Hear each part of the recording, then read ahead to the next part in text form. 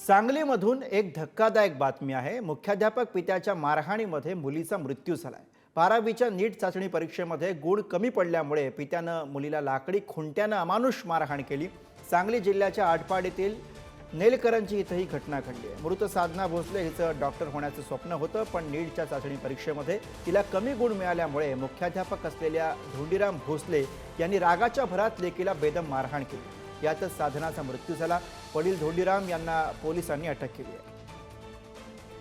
आणि या घटनेविषयी आपण अधिक बोलूया। प्रतिनिधी स्वप्नील पाटील सध्या आपल्या सोबत आहेत। स्वप्नील, अत्यंत धक्कादायक आणि अत्यंत संतापजनक असा सगळा प्रकार आहे। काय कारवाई होताना दिसते?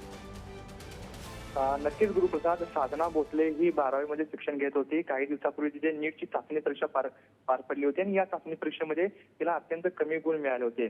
त्यामुळे मुख्याध्यापक असणारे तिचे पिता हे संतापले होते। 2 दिवसापूर्वी साधना ही घरी नेलकरंजी येथे गेली होती। त्यावेळी धोंडीराम भोसले यांनी तिला जात्याच्या लाकडी खुट्याने मारहाण केली होती। यावेळी तिचा भाऊ आणि आई देखील सोडवण्यासाठी मध्यस्थी केली, परंतु त्यांना देखील त्याने मारहाण केली होती।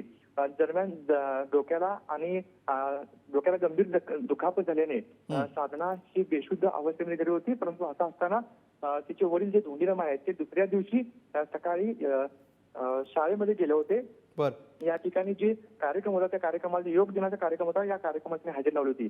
परंतु घरी आल्यानंतर साधना ही बेशुद्ध अवस्थेत त्यांना दिसून आली। त्यानंतर तिला उपचारासाठी रुग्णालयात दाखल केले, परंतु उपचारापूर्वी साधना हिचा मृत्यू झाला होता।